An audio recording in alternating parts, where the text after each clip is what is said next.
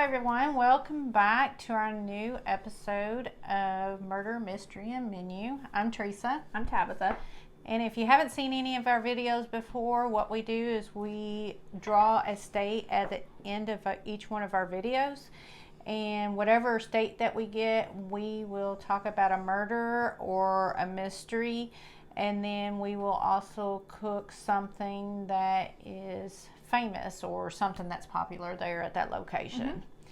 So where are we going? Where's our road trip today? Today we are going to Pennsylvania. Going to Pennsylvania, Wilkes Barre, mm-hmm. Pennsylvania. And then what's going to be on our menu? We are going to be making Philly cheesesteak. Yum, yum. Yes. And so this recipe here is actually my recipe. I didn't look it up. That's fine. So hopefully you'll enjoy, and we'll put the recipe and the ingredients in the description. And yeah, so I guess we'll get started. Okay. Okay. So today we're going to be talking about a man named George Emil Banks. He was born June 22nd, 1942. He grew up in Pennsylvania with his mom and dad, and I don't think his mom and dad was married. I think his mother was white and his father was African American. And yeah, that had George during that time. That had George really couldn't figure out where he belonged to. So he felt like he couldn't get along with either or. So. Right, and they all and both sides made fun of him because he was a mixed race, and you know he couldn't fit in anywhere. Yeah, and that's where like a lot of his anger issues and everything mm-hmm. stemmed from. Was starting at that point because he didn't know where he needs to go. Yeah.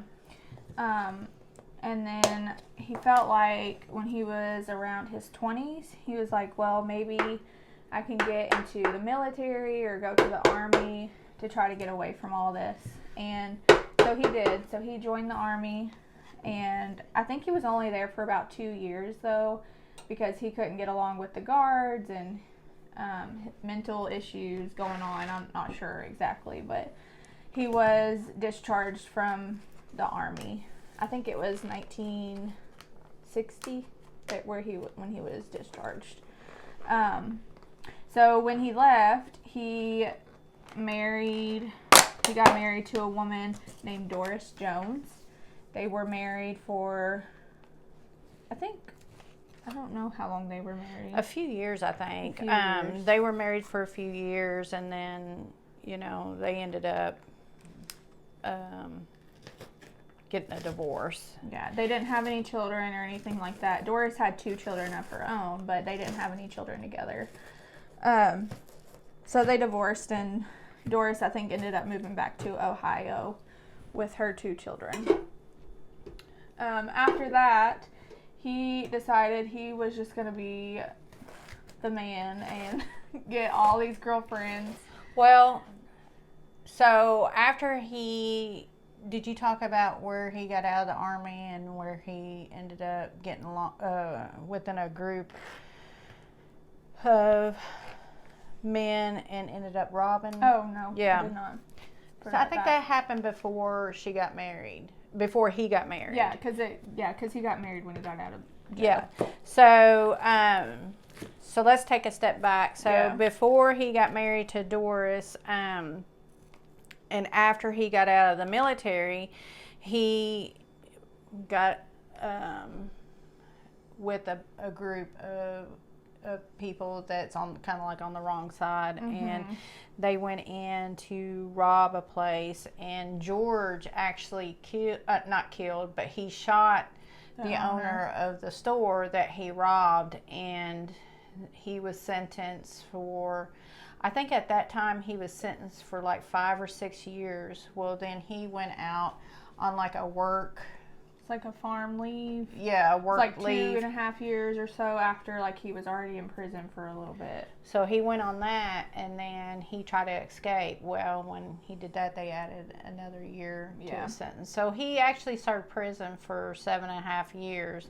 And then after he served it, that's when he met Doris. They got married, and then they got a divorce.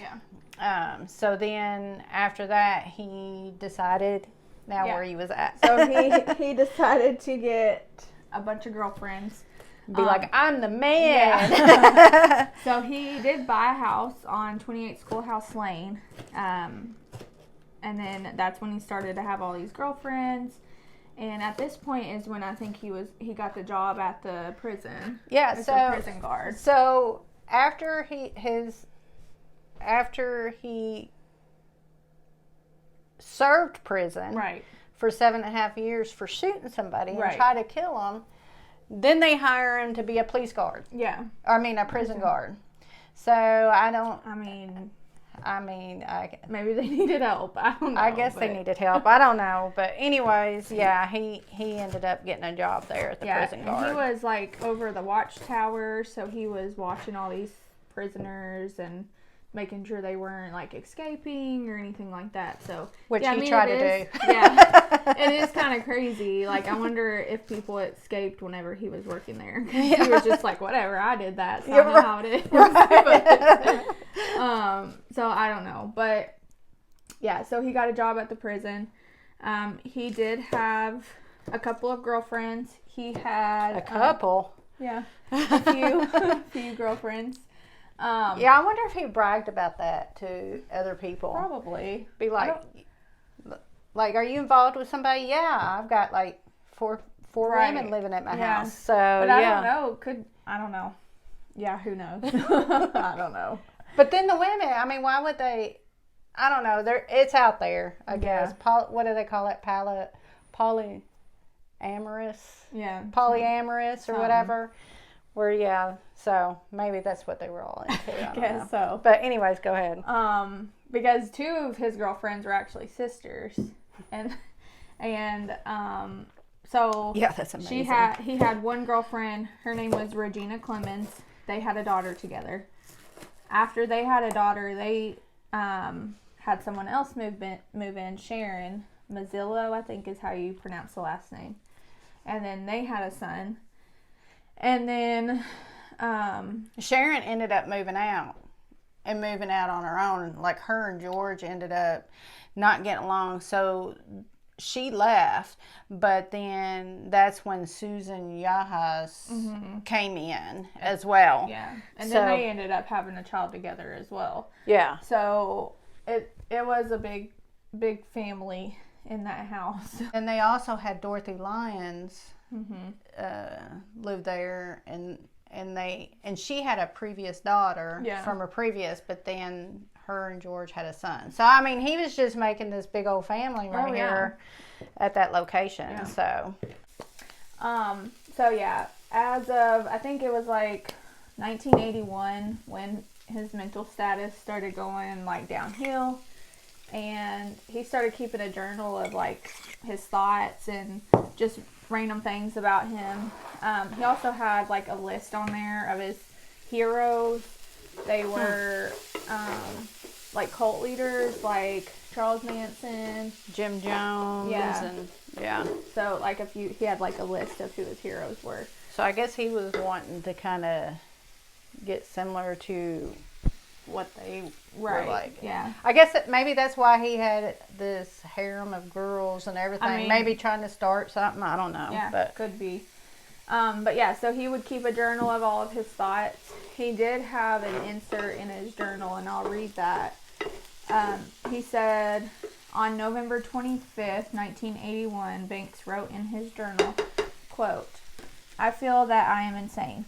I have the impulse to take the shotgun out on the catwalk and kill some inmates. I can't think. I'm writing one word at a time. I beg Olive for help, please. My young children came from play, and in vain. They ask for me. What has the white man and his senseless racism done to me? Will I live to see my children grow?" Unquote. So he was still kind of on that path where the way he was growing up, thinking that, you know, there was like just this major racism going on. So he kept that journal, and then I think it was around like summer of 1982 is when he was going to work, and he was talking all crazy and was saying that there's going to be some mass killings soon, and he needs to be prepared for like war. Yeah. And actually he was talking about how there was going to be a race war. Right. So. Yeah. But he was telling these other guards and his coworkers, saying like, oh, there's going to be a mass killing, or he was also telling them at one point he just wanted to take a shotgun and shoot his brains out, and like I know they it were looked like I what? was leaning in giving you a No, kiss, you're but fine. so you was just like, oh, Okay. Go ahead. But they were like, what is going on with you? Yeah. So I guess they ended up telling their boss or whomever they were higher up that something was going on with him, and they like forced him to leave on like to seek care. Yeah. And to get mental help, medical help, and all that stuff. So they told him that he needed to get psychiatric care, and he needed to see a psychiatrist and all this stuff. Yeah, he was just a mess. He was just a mess. I don't know. Yeah. So he also was telling like his coworkers before this that there was a custody battle going on with one of his former girlfriends, Sharon, and their son. She was the one that had moved out because they didn't really get along. So I wonder why. Yeah. Maybe because other girls were moving in there. Maybe he was having having more sex children. and then having more children, and Yeah. it makes you wonder. But go ahead. It does.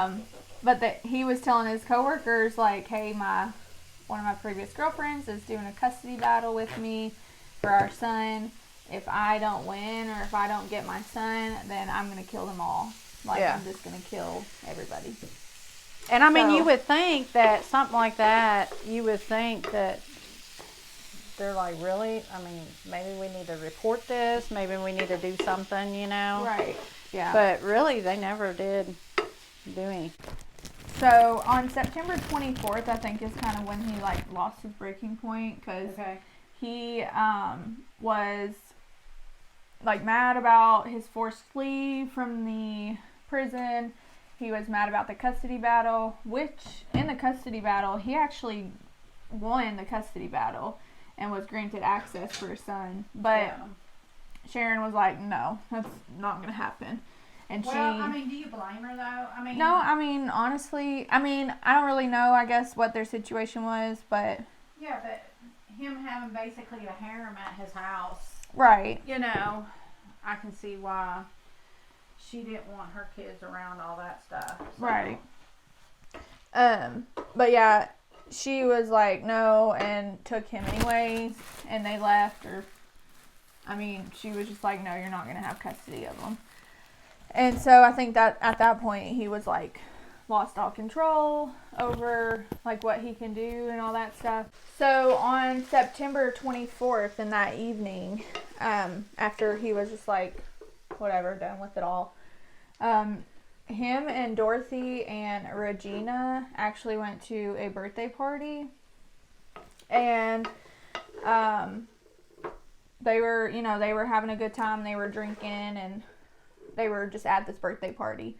There was this woman there that was wearing a shirt that said, kill them all and let God sort it out.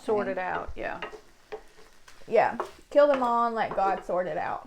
And so he was like, I like that shirt. Yeah, and he just asked the girl, he was like, we need to switch shirts. Yeah.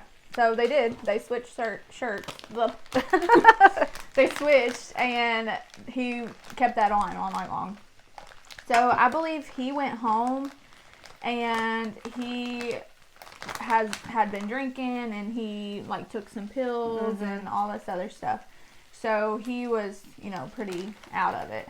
But at one point he called Dorothy and he was like, hey, I'm going to go to the mountains and I need you to go to your sister's house and bring me my AR. Yeah. So, of course, she does everything he asked her to. I mean, wouldn't you question that? Wouldn't you be like... Unless it was just something that he did all the time before. If he was like, oh, I'm going to go hunting. Can you bring me my gun? Like... Yeah, I don't know. I don't know either. You go ahead. So, she goes and gets the gun, brings it back. And then... Which was at Susan's house. So then Regina, Sharon... No, Susan was living there at the schoolhouse. They were all living there. It was at her sister's. Yeah. So... Dorothy, Regina, and Susan returned back. So they get the gun, and then they return back to the house. And I think he kind of passed out a little bit from all the drinking and the pills and stuff. So I think it was around 1:30 or so that they got back to the house. And then also at this time, at the same time what was going on across the street, there was like a pre-Halloween party. Yeah, really early. So yeah, like a month early. Yeah. But anyways, they were all having fun over there, and that was across the street. So kind of keep that in mind because that's going to come into play in a little bit. So then George ends up waking up, and I don't know what he just snapped. Yeah. Pretty much. Well, I mean, what else is there? Right. I mean, he just snapped. So he gets up. He puts on his fatigues, his army fatigues. He puts those on, and he still has that shirt on that he took, or that him and that woman switched. Mm-hmm. And then he goes and kills everybody that's there at his house. Mm-hmm. So at the house was Regina Clemens and the daughter. So that's 2 people there. And then shot Susan Yahas and their child. So that's 4 altogether. Mm-hmm. And then shot Dorothy and her daughter from a previous, and then they had another child. Yeah. So that's 7. So right there in the house, he just took that gun and he just shot everybody. Yeah. And I think the youngest was 20 months old. Yeah. So then... Of his own children. Yeah. So he killed everybody in the house. And then he walks out. Well, at that time, there was a James Olsen and a Raymond Hall that was actually at that party across the street, and they went out to their vehicle to get liquor or beer or whatever out of the trunk. Well, when they come out there, Raymond was like, saw George Banks come out of the house, and he was like, "Hey, I know you." Yeah. And George just said, "Well, you're not going to live long enough to remember this. Or something. So shot Raymond Hall and killed him. Mm-hmm. And then James Olsen at first was like, "Hey, this must be a prank," or something like that. And then he said that all he could see was just the deadness in his eyes. Mm-hmm. He just, and George's, So George just raised the gun up and shot him too. And then he left and was walking backwards with the gun, down the street. And then he actually pointed the gun at a driver, like a tow truck or something like that, driver. And he told him he wanted his car, and he got in his car. Mm-hmm. But he didn't shoot him or anything. Mm-mm. He just... After he stole the vehicle, he actually went to a trailer park where Sharon Mazzillo, now that was his first girlfriend that had a child with him, and that's the one that they went through a custody battle. Mm-hmm. So he went to her house, she answered the door, and he just pointed the gun at her and shot her. Mm-hmm. And then he shot, I think she was holding their son, and shot her son. And then there was a nephew that was there. Of Sharon's, and he shot the nephew and then also shot Sharon's mother. Mm-hmm. Now, I will let you know that at this time there was 2 other people that was in the house. I'm not really for sure. I think they were like also nephews or something. Mm-hmm. They were actually hiding from George when all this went about, and they said that at the time that he killed Sharon's nephew, and I think he was only like 10 years old, he basically told the little boy, said, I heard you've been calling my kids the N-word, and I'm not going to have that, and blah, blah, blah, and shot him. So I did hear about that. Yeah. So he shot them, and then he left there and went to like a park or... Yeah, I think his adrenaline just crashed and he knocked out. Yeah, he just basically passed out there at this park. I think it was like around 5:30-ish in the morning when he woke up, and from there he went to his mother's house.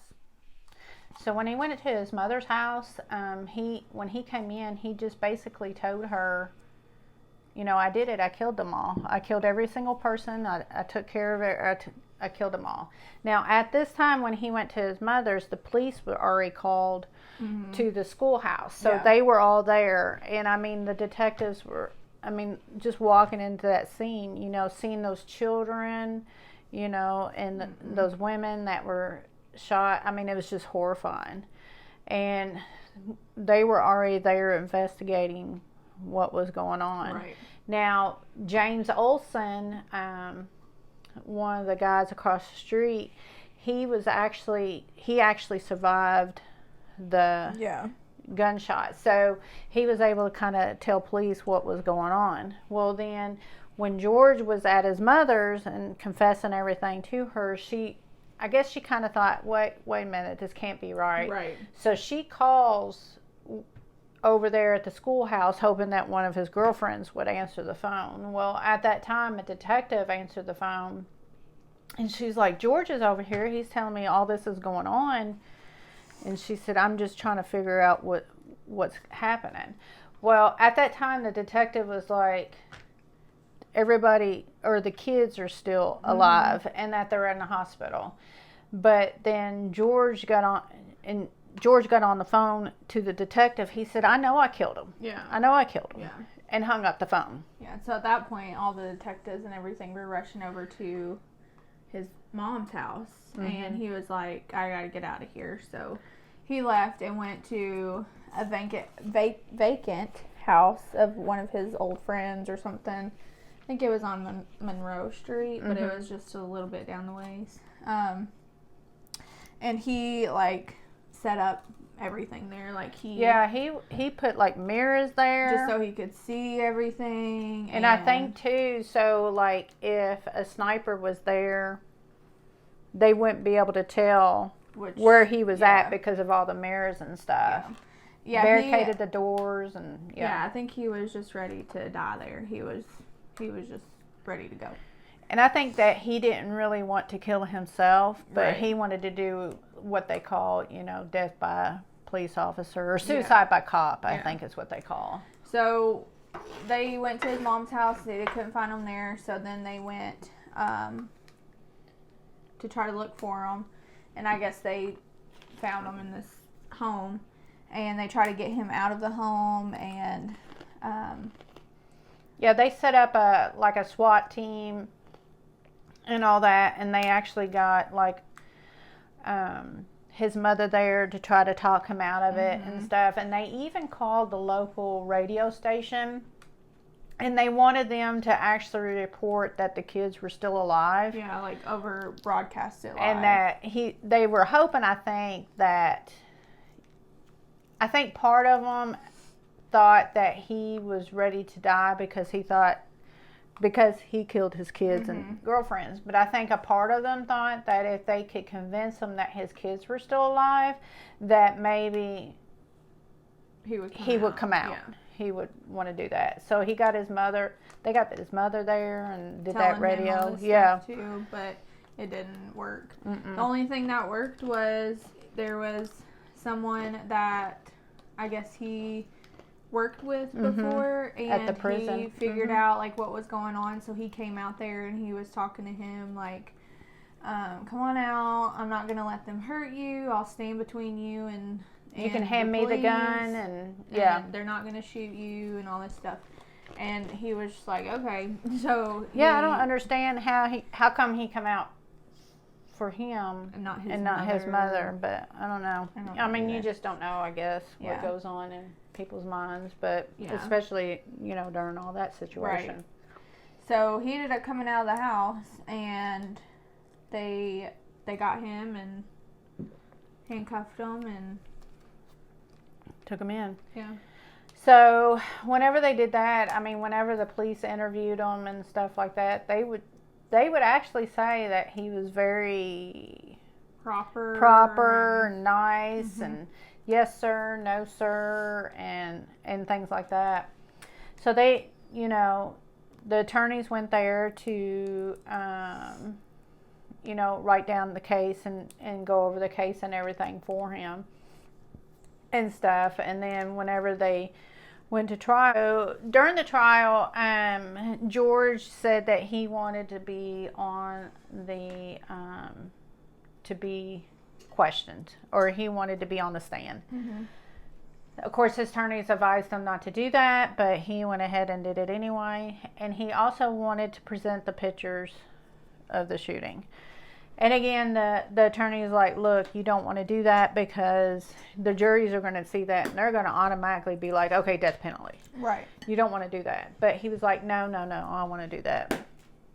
So they actually presented the pictures of the scenes to the jurors. And they stated that some of the jurors really got upset over it. Of course, I mean, they're kids. And I mean, they were shot at point blank. Right. And I mean, it's just, I just don't understand how anybody could do that. But, so they ended up actually finding him guilty. And there was a total of 13 people that died that day. All of it was his family and kids, except for the one bystander that was across the street. They ended up giving him or charged him or guilty for 12 counts of first-degree murder, and then 1 count of third-degree murder. Now, the third-degree murder was the guy across the street. I don't know why. I don't know. Apparently, they said that the parents of Raymond Hall got really upset because they only charged them for third-degree murder for the boy across the street.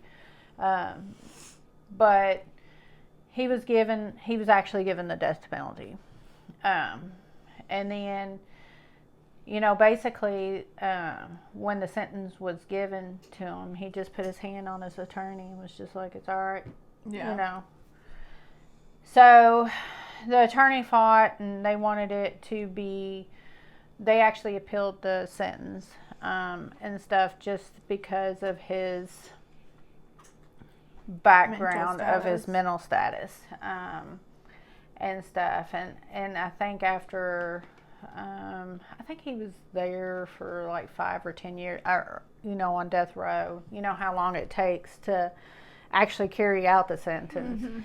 But, oh, by the way, so, look. Yeah. But they ended up reversing it and gave him a life sentence per indictment. So, basically, he's going to be in prison for the rest of his life. I think they gave that to him on his birthday. Oh, really? He was actually given that sentence on his birthday. I think it was his 41st birthday when he was given that. Given to the life instead of the death penalty? Yeah. Okay. So, to this day, I mean, he is... I think he's 80. 80-something. Now. I think they said that he was diagnosed with cancer and everything. I don't think they really have any interviews and stuff about him. This is really not, which is surprising. It's not, when we actually research this is not like a big like a bunch of stuff on this case, which is surprising because they said this is one of Pennsylvania's largest mass murder, with 13 people that day. I'm surprised there's not like a whole lot out there. I mean, there is some stuff, but it's not like, you know, some of these cases that we've covered so far, where there's tons and tons of information. But anyways, I hope you enjoy this. Now we're going to try our Philly beef and Swiss and see what we think. Whoops. Yum. How do you yum it when you haven't even tried it?